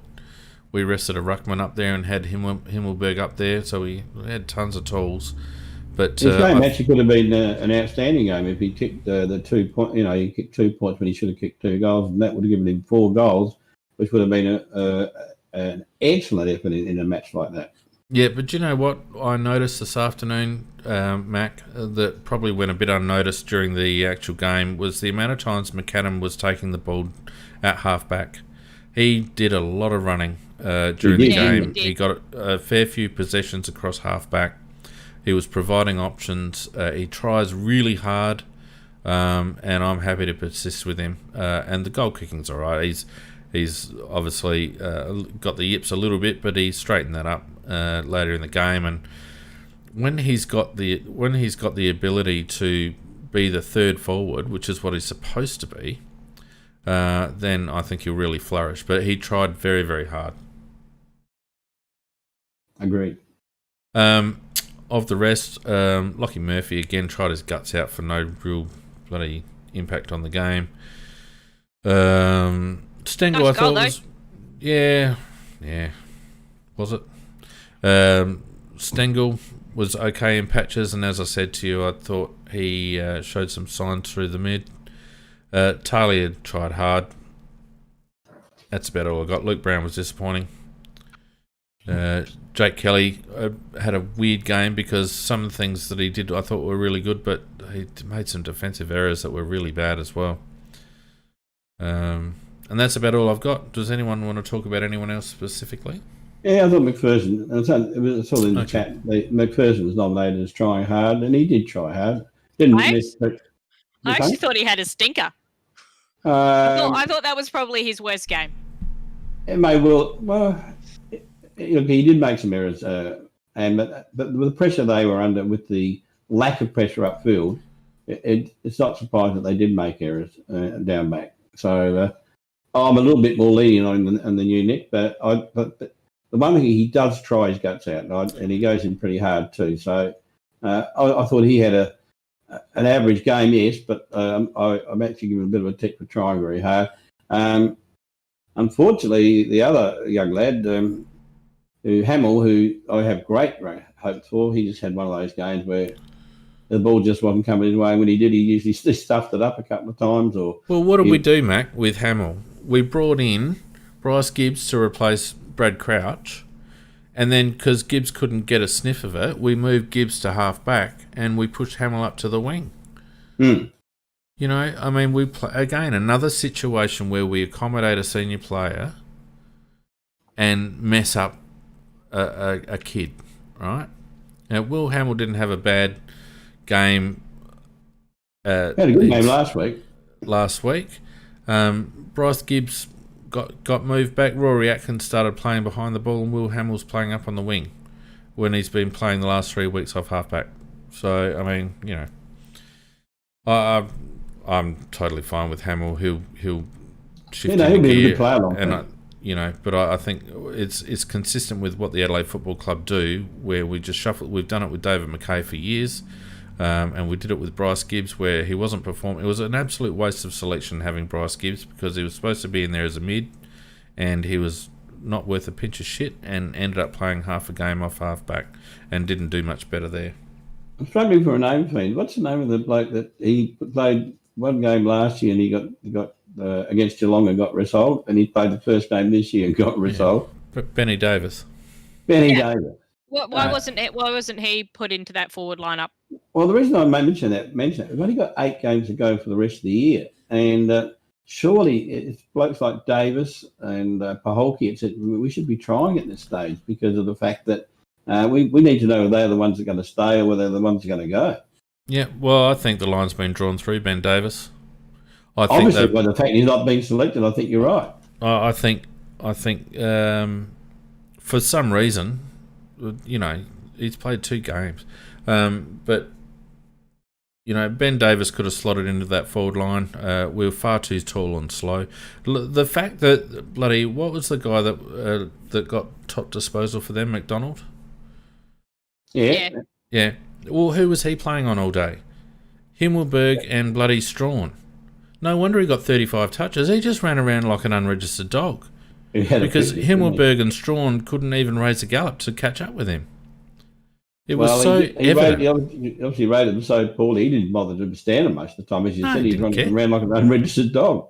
He was playing like bloody Bowden used to play for Richmond. You know, it was embarrassing because Himmelberg and Strawn just could not negate that guy, and our coaches did nothing about it. Anyway, let us have a look at some video before we finish up, mainly because I spent so much time bloody doing it. But there are some interesting ones in here, so just bear with me a second, and let's just see what happens here. I just wanted to start with our clearances, if you don't mind. Do we have any?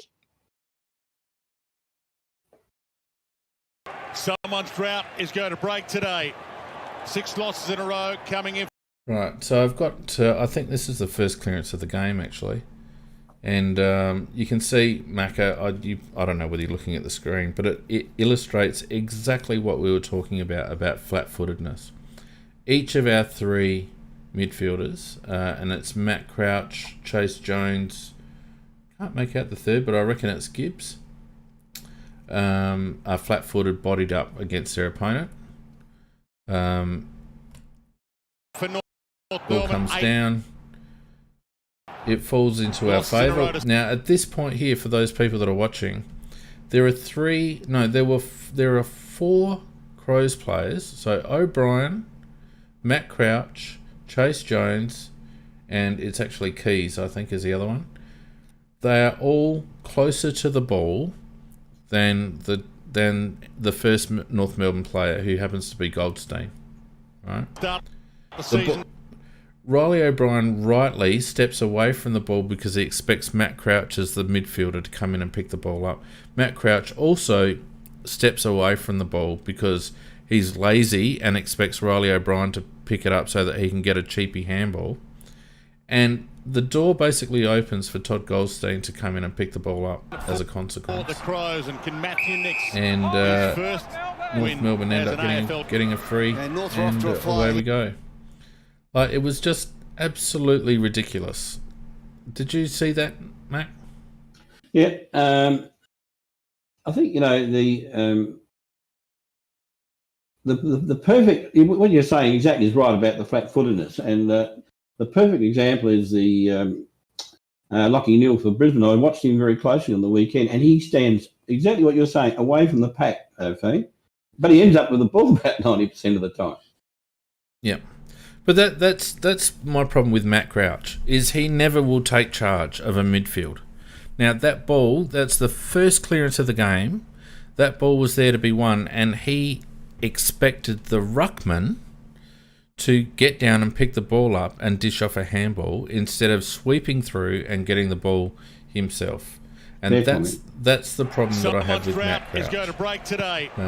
6 losses in a row, coming in for North Melbourne. 8 losses in a row to start the season for the Crows. And can Matthew Nicks his first win as an AFL? Anyway, the second one is another clearance. And again, we're bodied up. Flyer here, 3 goals. This one's against by that Door. margin. Now, at this point, the ball is free. Off the ground goes over. Brian Lynch comes in off the square, tries to get it out, but it is picked up and handballed by Simpkin.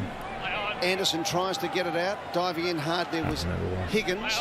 That's almost in the back. Umpire says no. Play on. So Lynch kicks it lock in a row. They want to stay in touch with those teams. Yeah. In the hunt for the top. Oh, now that was a beautiful tap to Benny Keys, and it was a clearance to us. Great. But what's wrong with that picture, Macca? Can you see it? No, I haven't got up now, Frank. Okay. Well, Benny Keys has run from defensive side. Riley O'Brien's tapped it over his head. It was a really nice tap into space, and Benny Keys has run through. But when he takes the ball, he's running away from our goals, right? So what would you expect to be happening at that point? Well, someone should be running through from half back, yeah? Yeah, exactly, yeah. Either one of our defensive midfielder, or someone off half back or off wing. Off half back, I would have thought, yeah. But instead, Keys, and to his credit, he does, but Keys has to outpace his direct opponent, which I think was Higgins. And as a consequence, even though we got the clearance, Macca, it wasn't a quality clearance because it was a hat kick. Keys it was around the body from Adelaide, and it was a hat kick, and it didn't amount to anything. Just checking Murphy's squad, ball up. Have they got something cooking here? Adelaide Anderson this is the one where the ball's gone up in the air off a smother. And again, Ben Keys, there's no one running past him, and as a result, he has to hat kick again. So both those examples are because Ben Keys obviously plays on that side, he plays on goal side, and he runs defensively. And both times he's run away from our goals, got the loose ball, and there's no one running past him, and so he has to kick around the body, and the ball gets turned over.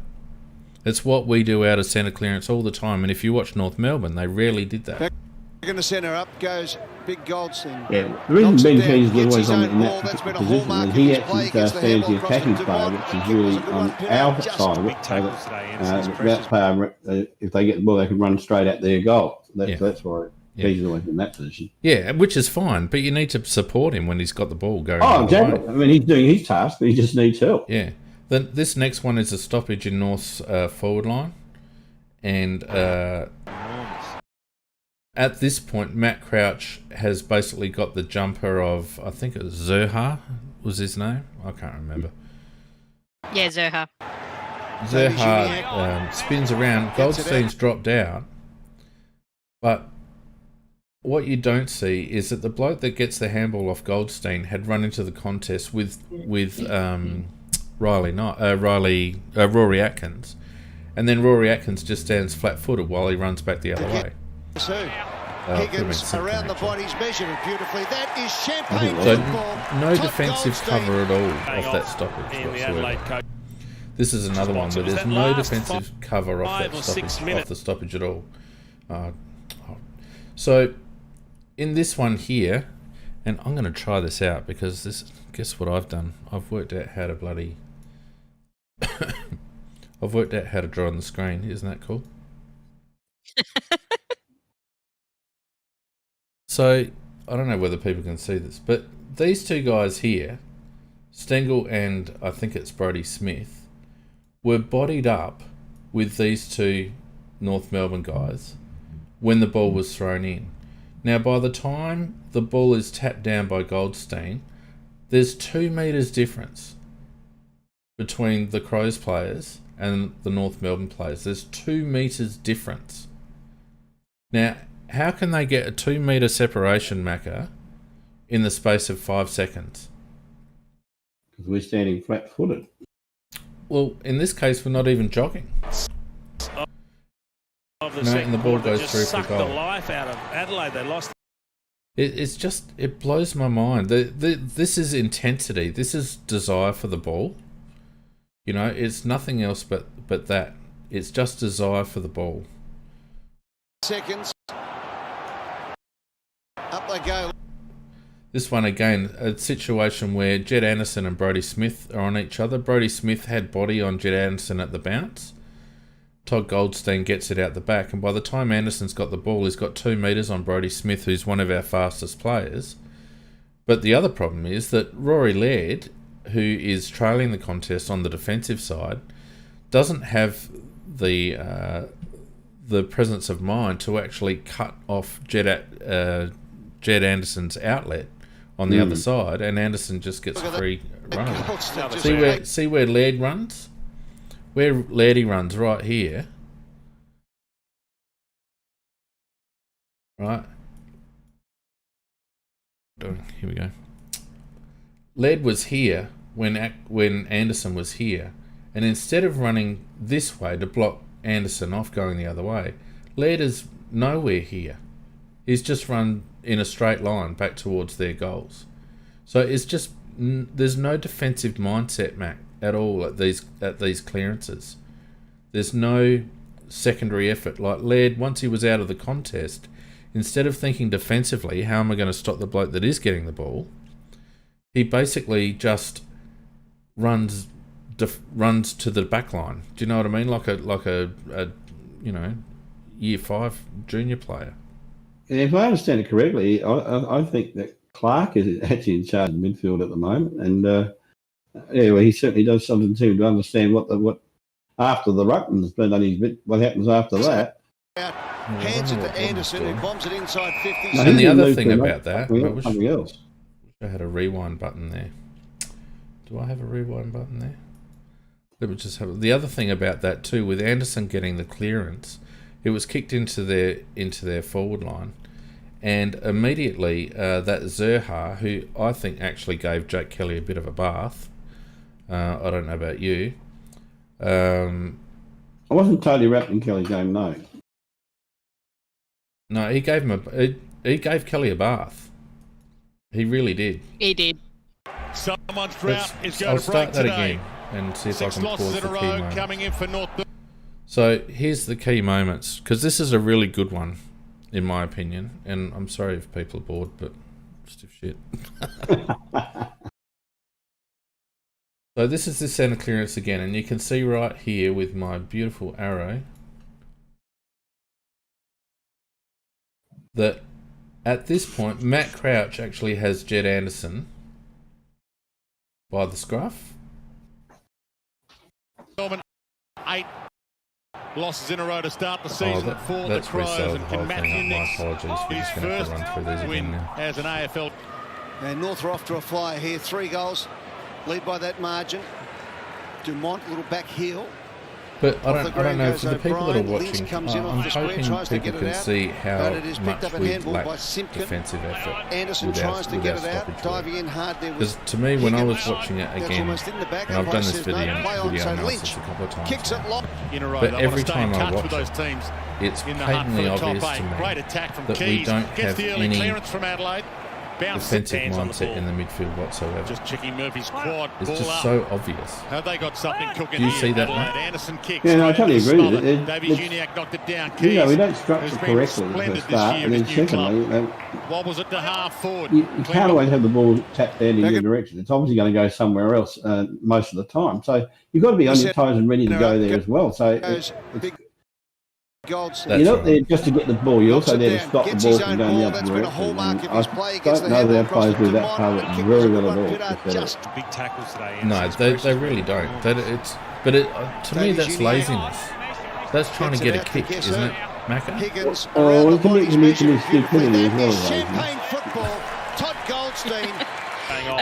You're spot on that they, 5 or 6 the best midfields don't always have the best ruckman. Just suck the life out of So the best midfields are ones who can actually figure out in the air where that tapper's gone, even if it isn't their ruckman, and adjust that play to then shark it and make it a clearance. Yeah. Absolutely right, Nicky. There was one thing in my game that I used to love if I ever did that, and I'd always run back and pat the opposition ruckman on the back and thank you for the tap. Thanks for the tap. Exactly right.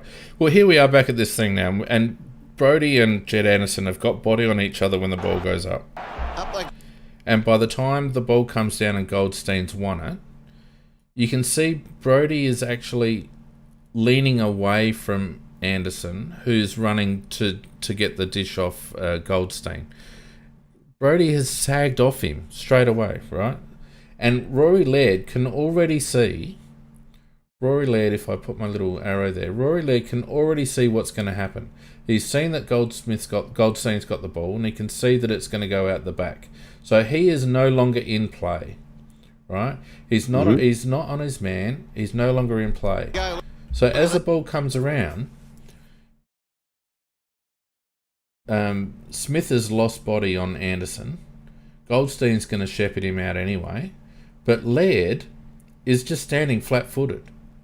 Instead of moving over here to cover Anderson or to pressure Anderson's outlet, he actually just stands and watches. And then when you see the video run to the end, he just actually starts running to the back line rather than actually making any sort of effort. And then here, the whole reason I just wasted 5 minutes of people's lives.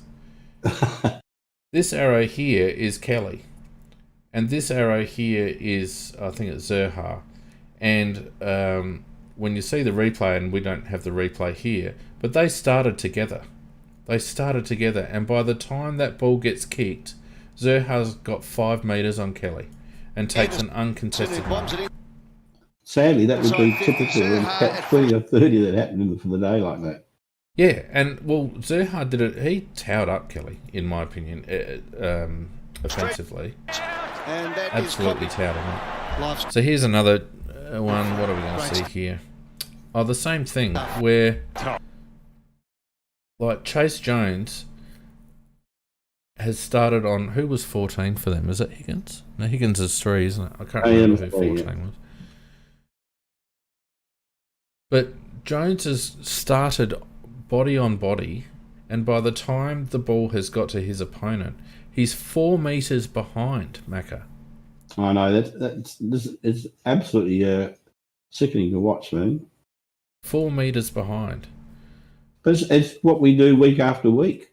Well, and that's why I'm highlighting it, because, I mean, we could go back through the whole lot and every game and see it. Stop it. Look at that. But Anderson this game really highlighted it because there's some real standout moments. So 12:26 left, and North have to go for the jugular here. Oh, and this is this situation where it's obviously communication between, or lack of understanding between our rucks and our mids, because this is the one where the bounce favoured Riley O'Brien. And it went to it was almost wide enough to be recalled. We've got 2 players on the defensive side, but O'Brien decides he wants to tap it back over his head, and all he does is tap it to Goldstein. It's just a complete. All Riley had to do was actually put it down to Chase or Laird, who were right in front of him, because they had separation. But instead, he's tried to tap it back over his head. And there's 3 North players there, and as a consequence, we lose. And they will, because have a look who's got it again. Goldstein, who comes but out just back to Davies Union. Lack of awareness, lack of understanding. They obviously aren't doing midfield drills. Someone's drought is going to break today. You know, and it's frustrating to watch. Coming in for Very North frustrating to watch. But losses in a row. I mean, all these highlights you're showing there, Pete, are just a repeat of what happened the week before and the week before and the week before, just different opposition. Oh, absolutely, and like that, I had some time today, and this is why I've sort of put this together, because like it just shits me. It really does. Let's have a quick look at some forward 50 entries, because there was some diabolical stuff going on. Wide there on the well. wind up there, wasn't he? It's McAdam kicks the ball inside. Missing away without actually. I would have gone with putrid. Yeah. So the first one, I'll just restart that if I can.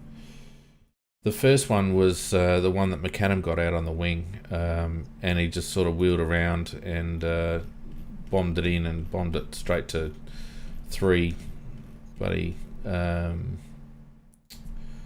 North Melbourne players. So let me just restart that. Because, and for me, McAdam actually did the right thing, because he played on quickly, didn't get a chance to get that ball back. But we did what we've always do. We freaking lead out to the pockets. Yeah. But look at the situation here. This is when McAdam is at the point where he's just kicked the ball. But it's obvious at this point that where he's kicking it to is the wrong side of the ground. North Melbourne had managed to bottle up the ground, and this is what we do. We lack patience going into forward 50, because the play that McAdam had there was to go back across the ground. We needed to stretch out North Melbourne's zone, because they'd been able to zone up behind the ball. You can see all the North Melbourne players that are there. You know, in this particular area here, all the North Melbourne players that are here, they've blocked up the little diagonal, they've blocked up in here. Like, it's locked down. So the play was for McAdam to actually go backwards and to try and get around and hit up the fat side of the ground. But we don't have the patience to do that. The ball just goes in deep and long, and you know, it comes straight back out again. It happens time and time again. McAdam, you know, and kicks the look, ball inside. three North Melbourne players. Where the forwards are. Here's another one where, and we end up. This is the one that McAdam actually takes the mark. But have a look at when the ball gets kicked in high. Have a look at the configuration of the players coming in to the front of the pack. There's 1, 2, 3, 4 Crows players trailing 1, 2, 3, 4, arguably 5 North Melbourne players. So the ball's kicked in high to a pack, and our crummers, our midfield and crummers, are trailing the North Melbourne defenders by 5 metres to get back to crumb the ball. And it was only because McAdam took a good mark that those guys didn't come into play. Otherwise, it would have been an easy out. Top of the square. You can see right here, when that ball's obviously going to be a contest, and we don't have one small player within 20 metres of that contest. And there's 1, 2, 3, 4, 5, 6 North Melbourne players. That's laziness, Macca. It is, totally. You know, and it's not as if it was a quick entry. It was a high ball coming in, and those players just trailed in. And as I said, it was just lucky that McAdam took the mark.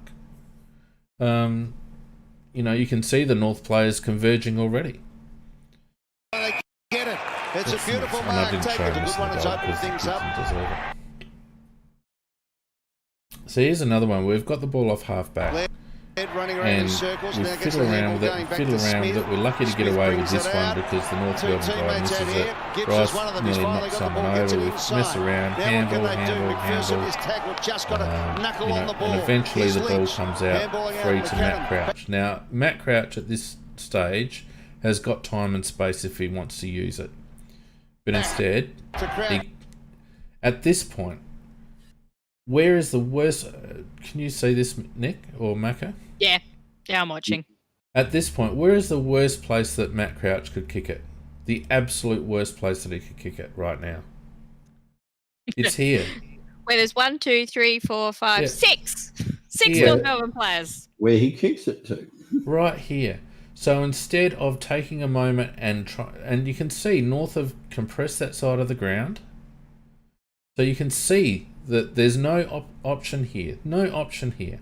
So all Crouchy has to do is maybe give it back to this guy and try and open up the fat side for someone to lead into out here. But instead, Matty decides, we'll have some kicked here. And he kicks it straight to that spot. It was the most ridiculous waste of effort. And half of it is because we mess around with the ball so much on transition and we gave North a ton of time to actually get set. But half of it is we just lack patience. We panic going into forward 50. Our midfielders can continually just dump kick into forward 50, and they always take the wrong options. And that was just another example of the wrong option. And it results in a rebound for North Melbourne. Now here's an example. Himmelberg, who's actually quite good beneath his knees, took the ball, gives off a nice handball, to Lynch, who's kicking to where he'd like and again, at this point, the worst thing that Lynchy could do was actually just bomb it down the line, because we're all ahead of the ball here, right? So Lynch tries to kick it over the back, and that's to the advantage of the North players. There's one... Stupid. Sorry. 1, 2, 3, 4 players. And what they'll do then is just flick it over this side and away they go. But all our players were not favoured by that kick from Lynch. And Lynch had time and space. There because of it. Again, you've got Himmelberg, your key forward, Ham in the end. But our forward 50 entries, to my way of thinking, just lack composure. They lack any sort of sound decision making, and you wonder what they actually drill at training, Mac and Nick. Well, you think that they probably do the right thing at training, but it seems that under the pressure of match pressure. I don't actually accept that, Macca. You know, I don't accept that, because it's not as if these blokes have been playing footy for 5 minutes. No, I'm not defending it. I'm just saying. Oh no, I know you're not defending. I don't think mentally they're not good enough. That's what I'm saying. Yeah. But I don't think the groups are actually allowed to train together. So the midfield, whilst they practice stuff, they're not practicing to our actual forwards, because the forwards aren't allowed to still be training at the same time. Well, the group of 10 thing. And quite seriously though, that then becomes on the coaches that they need to make sure that what they're telling our players who are having to have this little stagnant kind of group training that's going on, they've got to be doing a better job. Absolutely, Nicky. Yeah, but I think it just comes back to they're either not good enough, or B, they don't bother to think enough, because the opposition teams that we play, they have the same restrictions on their training too, Nicky, yet they manage to make the right decisions. And for God's sake, these people played a lot of football in their life. That, it doesn't matter if they played under 14, 16, 18s, and then a few league games. The principles never vary. They don't vary. You still got to try and hit a teammate on the chest, or if you're going to see that there's nothing ahead, it's better going backwards rather than giving the ball away up forward. Yeah, 100%. It doesn't change. So they either that they're just not good enough, or they just don't think enough. Anyway, this is some general play stuff, and I know we're dragging on a bit tonight, but it's 9:30. It's 2 hours. Yeah, I know. I'll whiz through this a bit. So Todd Goldstein gets the front spot, but O'Brien might have got his hand to it in the end. Much before. Oh, this was the one where it was Luke McDonald, basically. What's happened there? Something's happened there.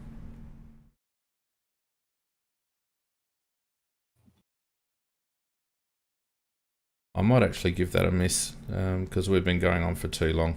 I might actually include these in some highlights next week. The quick kick but I will forward, so here's finish the off with some good highlights. Himmelberg, front and square, the one was Lockie Murphy's goal. And he gets the goal. The other one was Roy Laird's goal. Because we have to have some balance in this podcast, and it can't all be goddamn negative, can it? Forward, so here's the forward playing. Pretty close to it though. Can't all be goddamn negative.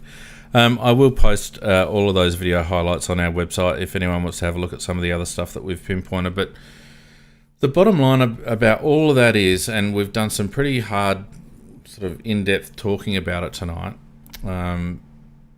the bottom line is it just doesn't look like we're very well coached. It doesn't look like we're very fit. and to a large extent, it doesn't look like the senior players are engaged. Would that be a fair summary?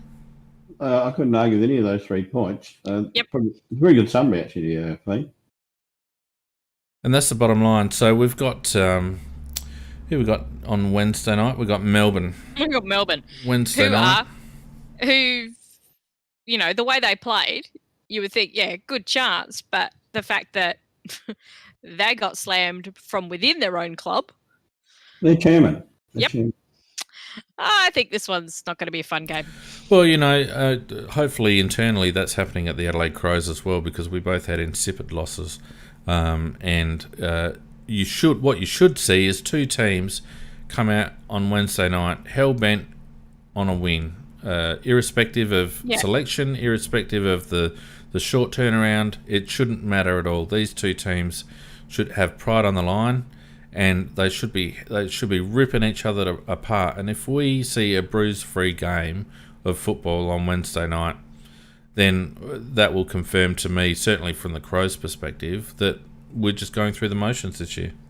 Well, I fully expect that it will be a very physical game. But I think that our players, although our chairman hasn't come out and said anything, I think that our players will come out a lot more determined than they did in that pathetic game.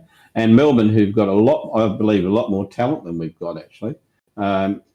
They were very, very disappointing, and their chairman has called them out, and he's virtually said that the people that don't perform won't be here next year, and that probably includes the coach and everybody. So I think there's going to be a pretty 100% effort from Melbourne. I would expect 100% effort from us, but I don't think we have the same amount of talent that they do. Yeah, that's probably a fair call.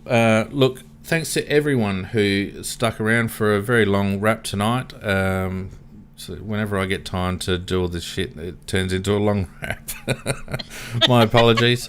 It makes up for the one that I missed a couple of weeks ago. So there you go. We do have a game, obviously, on Wednesday night, but we will be back on Sunday night to cover that one, as well as all the other matches of the round, which is round 10? As we go through they're going to bleed into each other. Yeah, we go through this festival of footy. We'll be actually talking about round 10 and part of round 11. Yeah, exactly. So, never mind, interesting times. But look, don't forget you can follow us on Patreon if you want to have a look at those stats, and I'll put those highlight videos up for our patrons as well. So go ahead if you want to support the podcast. Or the CrowCast, go to aflcrowcast.com or go to patreon.com/AFLCrowcast, and you can put your support in for us there. Thank you everyone for sticking around, everyone on Discord, everyone who's watched us on YouTube and Facebook and also Twitch. Nice to see you all in chat. It's been a long night, but a good discussion. Macca, Nikki, thank you very much. My pleasure. Enjoyed it. You're welcome. Wishing to about something better. And we'll see you next Sunday at 7:30. See you guys. Yeah. Good night all. Night all.